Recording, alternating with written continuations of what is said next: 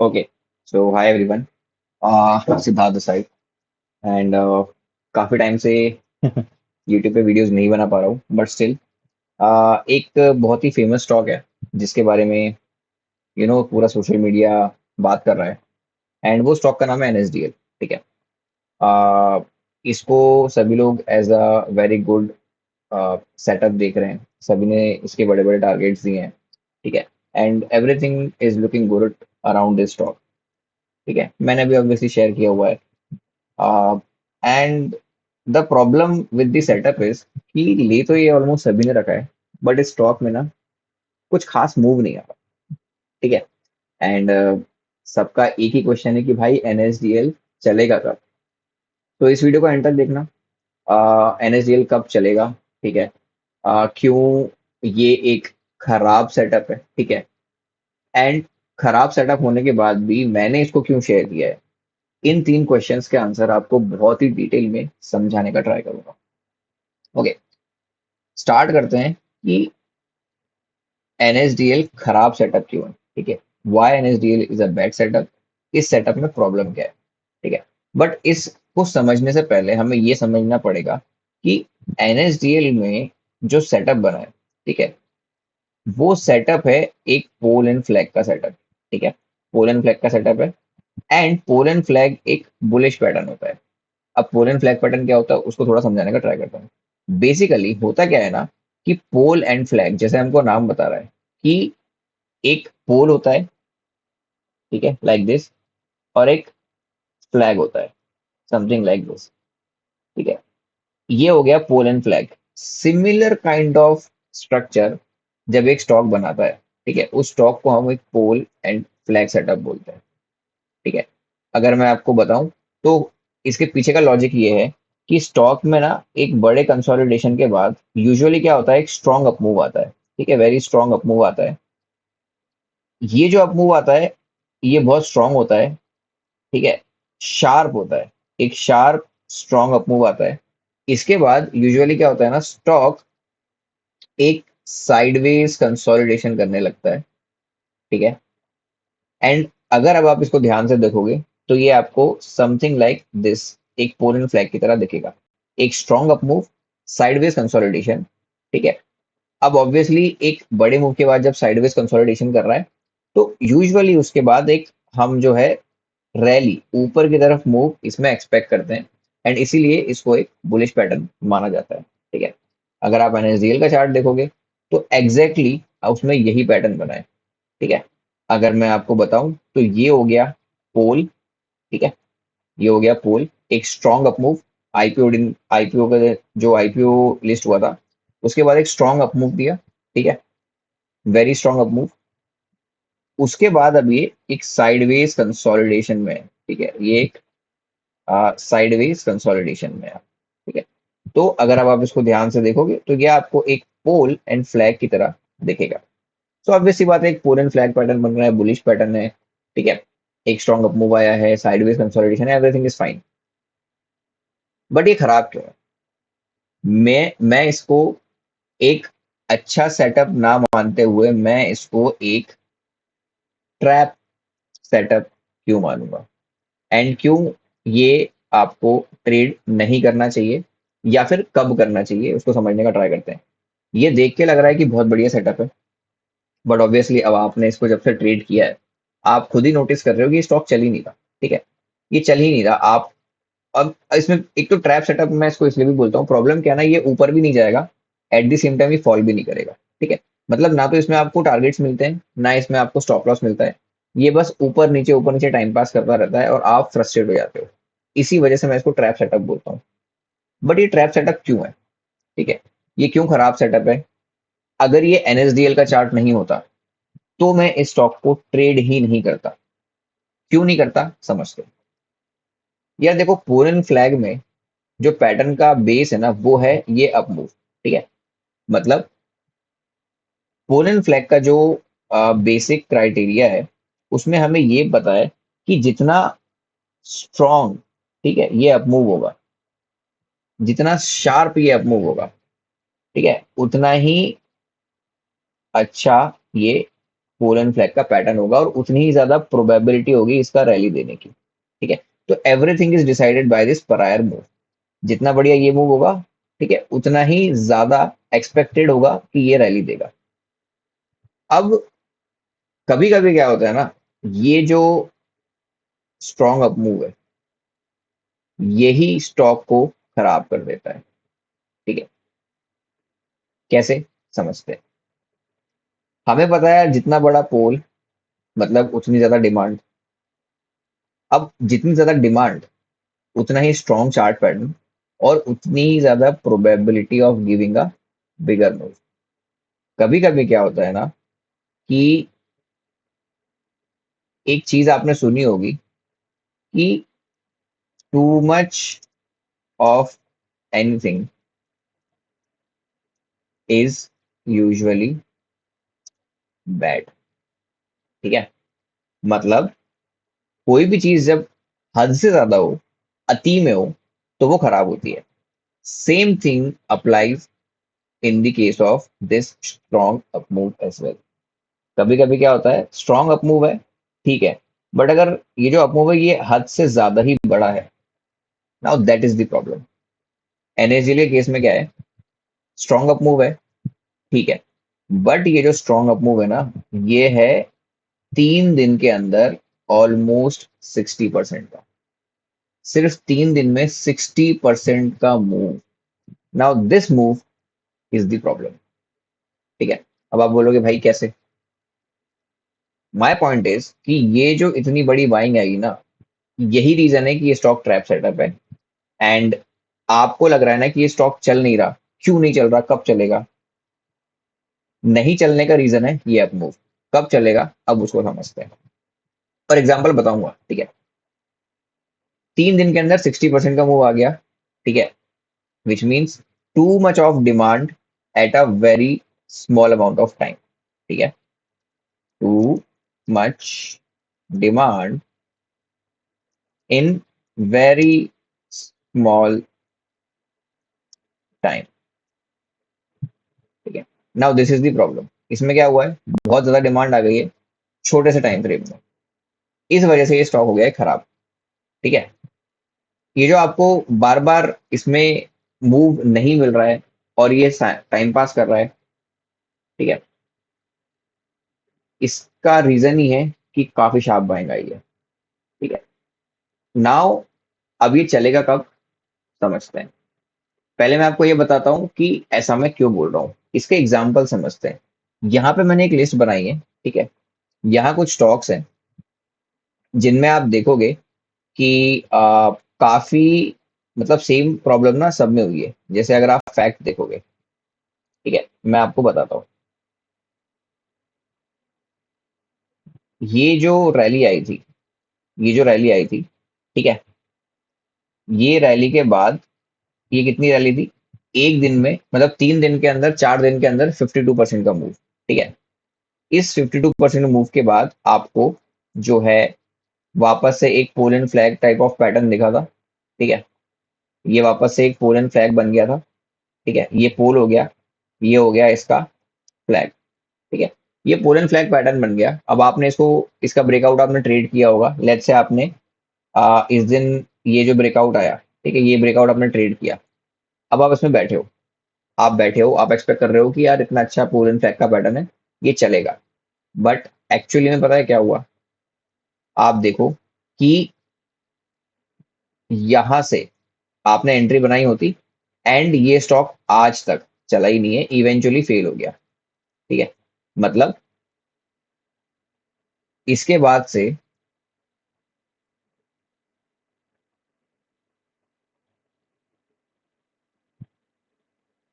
इसके बाद से जो है यहां तक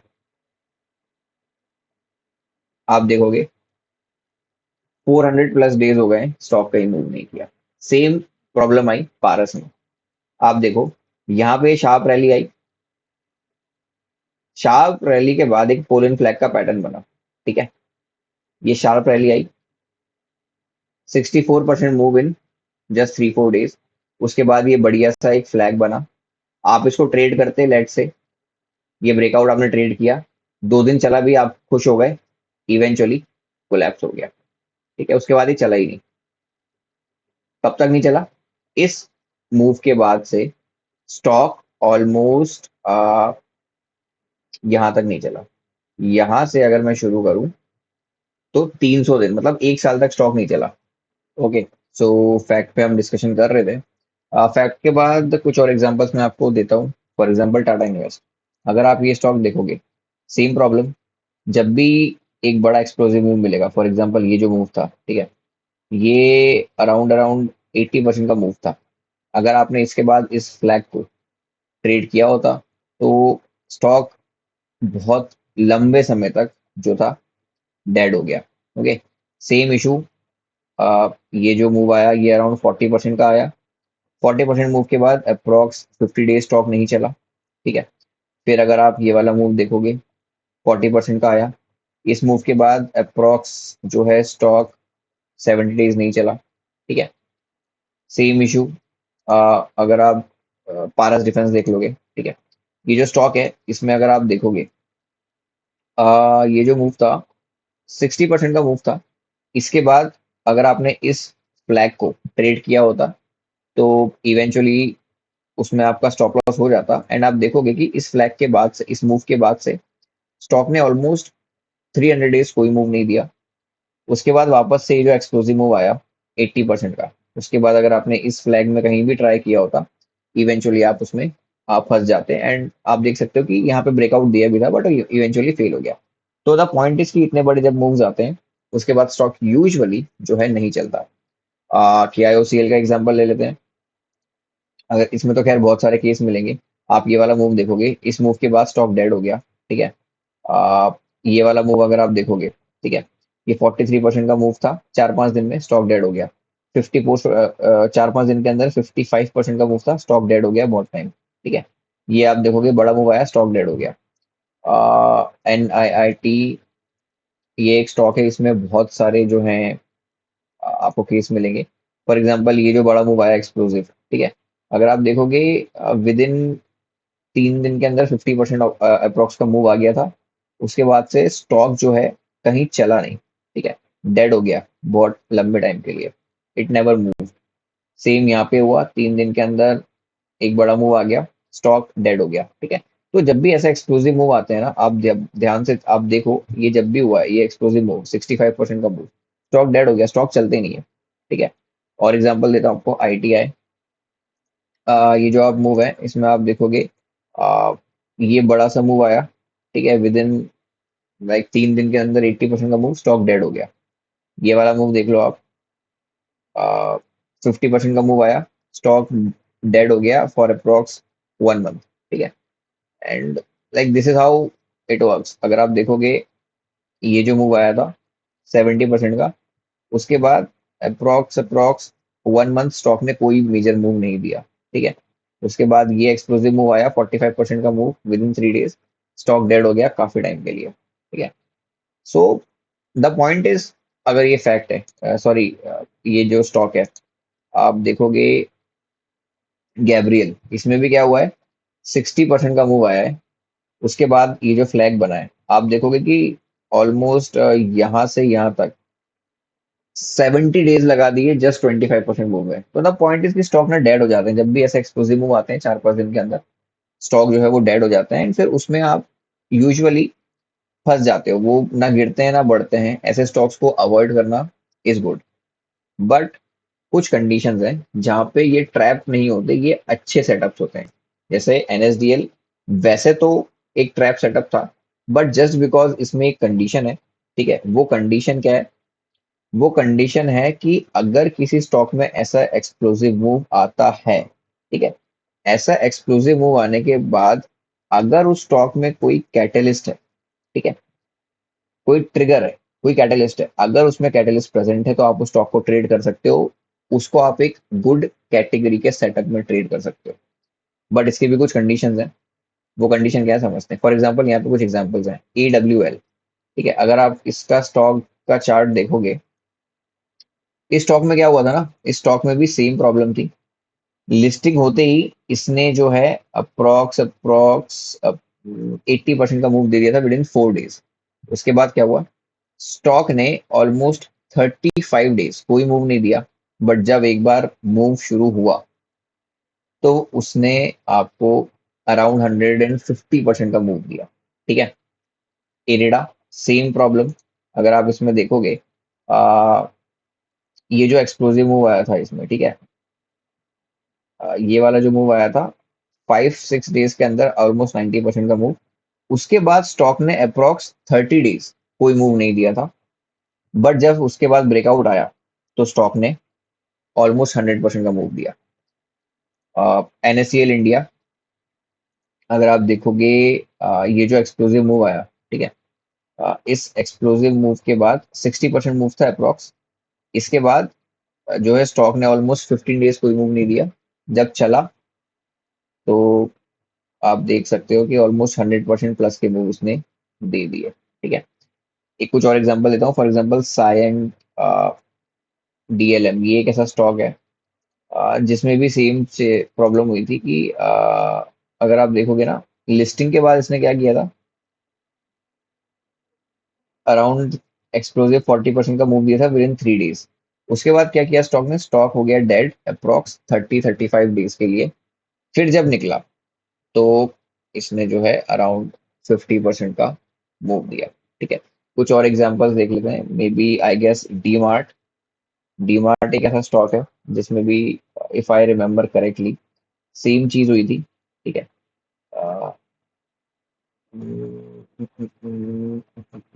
आई गेस ये जो इतना बड़ा मूव आया था, नहीं डी मार्ट में नहीं हुआ था, if I am not wrong, I R C T C में भी।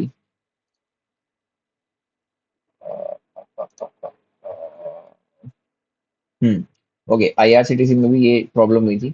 आप देखोगे कि जो एक्सप्लोसिव मूव आ गया था लिस्टिंग के बाद 52% का, उसके बाद स्टॉक बहुत टाइम तक चला नहीं था। ठीक है, but most of the case में आईपीओ में क्या होता है, ठीक है, जैसे ये चला बट जब निकला तो फिर अराउंड 100% के मूव दिए जस्ट 38 डेज में।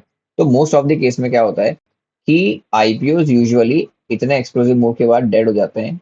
बट मेजरली मैंने ये ऑब्जर्व किया है कि ये जो मूव है अप्रोक्स 30 डेज का होता है, 30 डेज के अराउंड। उसके बाद फिर स्टॉक में ना ब्रेकआउट आ जाता है, देन वो यूजुअली चलने लगता है। So this is the main reason कि मैं क्यों इतने टाइम बाद एनएसडीएल को मैंने यहाँ पे कहीं भी ट्रेड नहीं किया। इफ यू रिमेम्बर, मैंने कभी इसकी बात नहीं करी इस केस में, बट इस दिन से मैंने उसको ट्रैक करना स्टार्ट कर दिया था। The reason is very very simple. ये जो मूव आया है 60% का, ठीक है, इसके बाद अभी अभी ना स्टॉक ने अपने अप्रोक्स 30 डेज कंप्लीट कर लिए हैं। ठीक है, 30 डेज यहाँ पे कंप्लीट हुए हैं। अभी आप देखोगे तो अराउंड 30-34 डेज हो चुके हैं, एंड अब स्टॉक ने ब्रेकआउट का अटेम्प्ट करना स्टार्ट कर दिया है।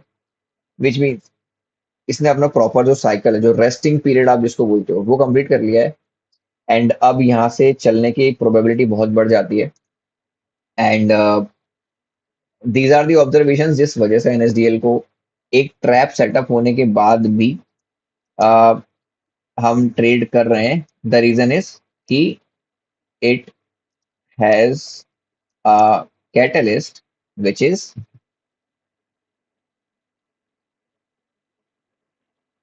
which is IPO base. Okay, IPO base itself is a catalyst. Okay, and as per past observations हमने देखा है कि आफ्टर 30-35 डेज अगर इसका ब्रेकआउट आता है तो हमको जो मूव है वो बहुत बड़े मिलते हैं। And this is the reason कि मैं एनएसडीएल को जल्दी बुक नहीं कर रहा। Either I will take my stop loss, या फिर मैं इसमें एक बड़ा मूव पकड़ूंगा। ठीक है, आने जाने के लिए मेरे पास 4-5% ही है। ठीक है, अगर मेरा स्टॉप लॉस हिट होता भी है, फॉर एग्जाम्पल इसको ब्रेक भी करता है, तो मेरे पास ज्यादा होने के लिए कुछ नहीं है। बट अगर ये चल गया तो ये मुझे इजीली 40-45% के मूव दे सकता है। ओके, तो इस स्टॉक में either I will take my SL, या फिर मैं इसको बड़े मूव के लिए कैच करूंगा। बिकॉज पास्ट में हमने देखा है जब भी ऐसे ब्रेकआउट्स आते हैं आपको 100% तक के मूव देखने को मिल जाते हैं। So again I am not, this is not a recommendation. ठीक है, ये बस मैं आपको बेस्ड ऑन चार्ट्स समझाने का ट्राई कर रहा था कि कैसे जो है स्टॉक्स काम करते हैं। एंड एनएसडीएल के नहीं चलने का रीजन क्या है। सो आई होप आपको कुछ क्लैरिटी मिल गई होगी। अगर वीडियो पसंद आया हो तो कमेंट में जरूर बताना। कुछ सीखा हो, ठीक है, कुछ अच्छा सीखा हो तो मुझे बताइएगा। ऐसे और वीडियोस जो मेरे बेस्ड ऑन माय ऑब्जर्वेशंस, मैंने बहुत सारी चीजें सीखी हैं चार्ट्स को देख देख के, ऐसे और वीडियोस आपको चाहिए तो मुझे कमेंट में बताइएगा। वीडियो अच्छा लगा हो तो सब्सक्राइब कर लेना, अपने दोस्तों के साथ, नए बिगिनर ट्रेडर्स के साथ शेयर करिए। And yeah, thank you so much, bye bye, take care.